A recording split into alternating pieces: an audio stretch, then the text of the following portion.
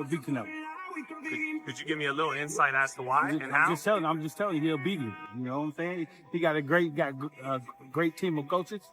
You know, he got everything around him to where he'll know he'll beat him. I know he'll beat him. Canelo for Terence Crawford. I'm going with Terence Crawford. You know, big weight jump, a dangerous fight, but somebody's got to prove to me that they can break Terence Crawford's will and that he can't figure it out against you. You know, it ain't no disrespect toward Canelo, but I've said this the last couple of years. I'm not betting against Terence Crawford against nobody right now. You got to show me that you can beat him. You know.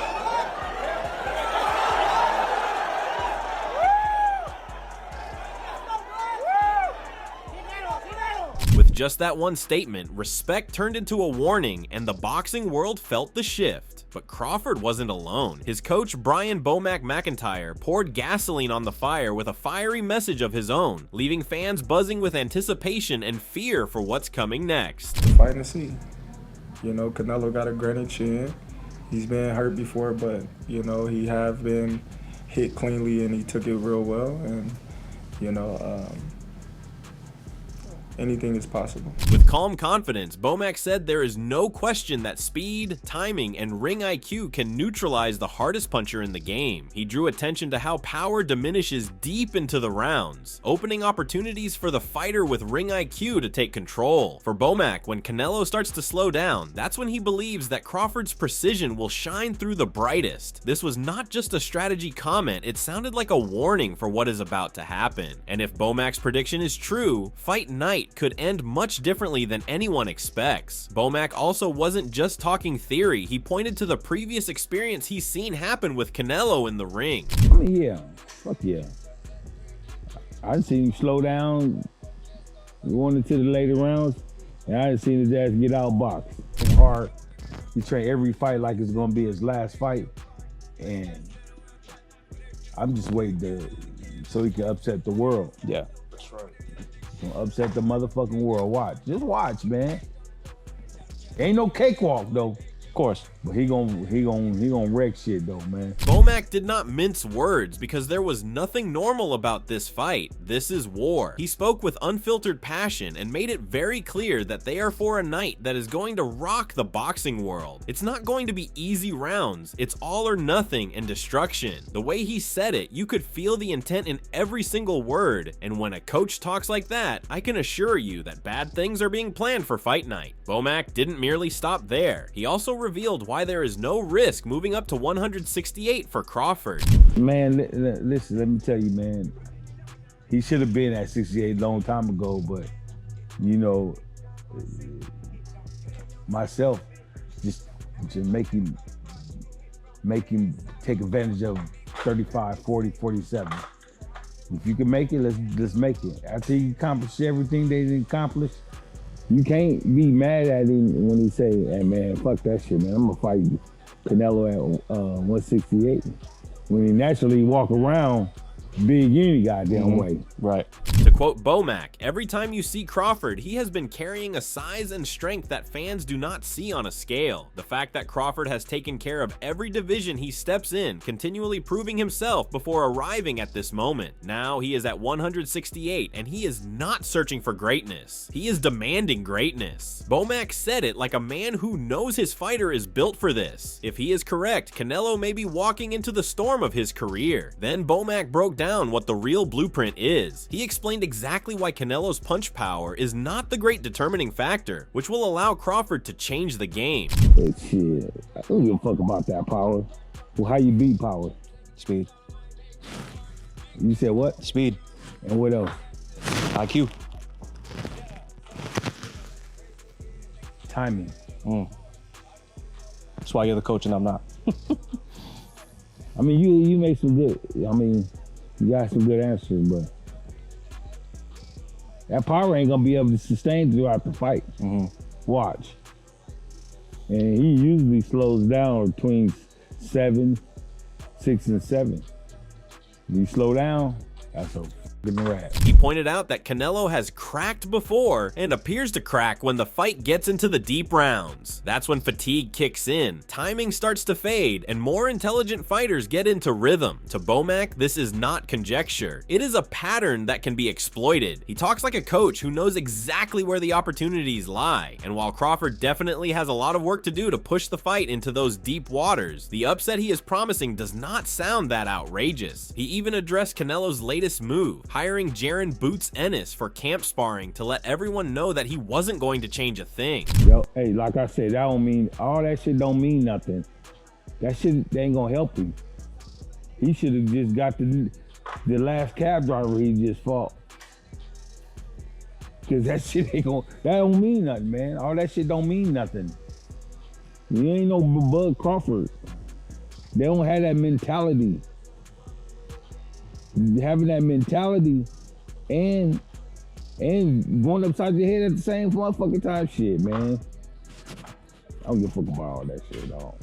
Bomac was very straightforward. No matter who Canelo brings in to prepare for Crawford's style or mentality, it won't matter. Sparring partners can mimic the skills of the opponent, but cannot copy the mentality of a fighter who is born for big moments. That's where I think Canelo's corner will get it wrong. They are attempting to imitate what cannot be imitated. Bomac's tone was not dismissive of arrogance, but rather a tone of conviction, and that's what we need to receive if we are going to believe the threat in all of this, especially going into fight night. Another voice out of Crawford's camp, let me introduce Coach Bernie. Coach Bernie participated in helping to drive home this message even louder. Crawford. Intelligence, yes. Standing trade, depends on if it's work for him or not. Crawford know how to adjust in every second, every minute. That's why he's the best. Y'all bums don't want to believe it. That's why he's the best. However we got to get the job done, our hand will be raised. That's it. Now, I don't give a fuck how you like it or how you slice it. He gonna get his hand raised. That's it. That's it. Bums. Bernie complimented Crawford on his ability to think, indicating he is a fighter who adapts every moment of the fight, and that is what distinguishes Crawford from all others in the sport. Not just to land and exchange punches, but to damage an opponent bit by bit until they are completely unusable. Bernie was speaking with the conviction of someone who has witnessed Crawford display absolute dominance too many times to count. Even Crawford's sparring partners have voiced their opinions. Al Stanton, who has been in the ring with him, offered his thoughts on what makes Bud so dangerous. He don't look like a 38-year-old in the ring. I can say that. Experience. I sparred him a few times. Good experience. He's just different, man. His heart different. I really think he's gonna pull this off. Stanton set the record straight, stating that Crawford doesn't fight like a fighter approaching the end of his career. He fights with the motivation and sharpness of a man in his prime. And more than that, Crawford is powered by something that transcends age. Also, Crawford didn't only go on about Canelo, he gave context to some of the wars he fought to get to this moment. Crawford sees every big fight as its own test of greatness. And most recently just got back from Colorado Springs, Colorado, with training camp with Terence Crawford. And mainly that's why we're here. So if you can, what a lot of people are going to want to know is, how was the experience getting in the ring with Terence, and without giving away situations and game plans and stuff like that, what can you tell us from your experience in that camp? Every one of Crawford's opponents challenged him in different ways. Whether he was moving up in weight, going toe-to-toe with elite amateur backgrounds, or facing champions at their peak, Crawford has seen it all. He wasn't disrespecting the past, he was using it to emphasize just how battle-tested he really is. That history matters, and it matters because it highlights the fact that he knows how to make adjustments when things matter most. What really stood out was how he framed his training camp for this bout. Crawford's convenience is what distinguishes this camp from the other camps. It comes natural with working out. Yeah. Like I said before, the only thing about this camp different than any other camp is I don't gotta cut muscle. I don't gotta, watch what I do in strength condition. I can, go fully all out you know, and just do what I need to do to get stronger. He acknowledged the credit due and noted that a fighter like Canelo isn't defined by one off night. When he faces Canelo, Crawford is expecting the best version of his opponent, sharper, hungrier, and more motivated than ever. To Crawford, that's the only way to prepare, treating Canelo like the champion he is. It was a reminder that there will be no shortcuts on September 13th. If anything, it adds a little more tension to the fight even, because when both men enter the ring at their best, there will be no chance of containing the fireworks. He also described how he'd like to fight Canelo. Crawford kept his answer short and sweet, but confident. Just fight my fight, you know what I mean? A lot of people, they have their opinions. They have, you know, they what's going to happen in the fight, you know, but they don't know what they talking about. They just got to watch the fight, you know, and then after the fight, then they make they comments, because a lot of people is just premeditated and just, you know, talking. He is not concerned with outside noise or pre-fight predictions. He is simply fighting his fight, doing the same things that have made him a champion. Fans and critics may have their opinions, but Crawford believes that the truth will only come out once they step into the ring. That calm assurance is more powerful than any headline or prediction, and when a fighter is that locked in, it provides a subtle but certain message to the world. That message is that silence before the storm can sometimes be the loudest warning of them all. Then came a moment where Crawford had that fire in his voice and made it clear how seriously Canelo is taking this fight. Fighting the best fighter in the world, you better be taking it serious. You know, that goes to show, you know, how serious he's taking me and how much he respects me. Because, you know, if I haven't fought anyone, if I was too small, if I was, you know, all these things that all the media say I was, then he wouldn't need these guys to help prepare him to fight me. He wouldn't, you know, need all the help that, you know, he's getting. But I'm happy that he's getting the help that he needs, because, you know, after, you know, September 13th, there would be no excuses. He stated that if he were too small, unproven, or simply not a real threat, then Canelo wouldn't need all of this preparation. The fact that Alvarez is bringing in elite help shows the level of respect he has for Bud. Crawford welcomed it, saying he wants his opponent at their best, so that there are no excuses after the fight. But Crawford, even with all his experience, admitted this fight feels different. He said this not because of the opponent, but because of the environment surrounding it.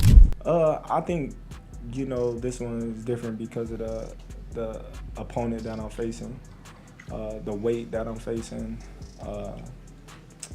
the level of fighter that I'm facing, what's on the line, the legacy, just everything as a whole is, you know, make this fight different than the other.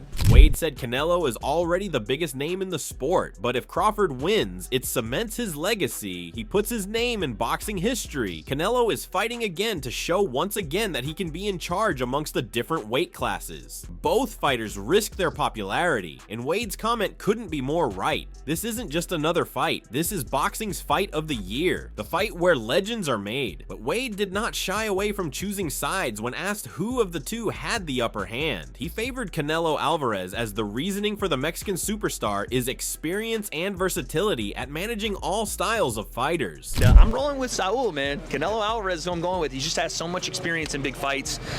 He does have an answer, it seems like, for a lot of different styles, and I just feel like he doesn't have to make as much adjustments and concessions as Terence Crawford does, moving up in weight, training at that weight, fighting at that weight, and just all the nuances that come with fighting Canelo, because everybody just thinks, oh, Canelo is just a flat-footed guy, then head movement, upper body movement, and he's just going to tag you with power punches. People forget who Canelo was at 160, and even as he came into 168, I expect that Canelo to show up on September 13th. Wade clarified that while Crawford is entering new territory, Canelo has been here before and thrived in it. The intangibles of fighting at 168, the weight, the training, the accommodations, all favor Canelo. Too many fans, Wade cautioned, forget how dangerously good Canelo looked at 160, and when he first blasted onto the 168 heavyweight scene. That is the version of Canelo Wade expects to see on fight night. And if so, it could be seriously jeopardizing for Crawford, the type of jeopardy only a superstar can create. However, Wade could not ignore what makes Crawford such a different type of threat. He conceded Crawford is not the type of fighter that buckles, and in fact, he is one of the most dangerous fighters alive due to his competitive fire. No. Terence Crawford is not a guy that's going to get, I mean, he may get nervous, but it's not something that's like, oh, it's going to affect him in the fight. Yeah. He's a dog, man.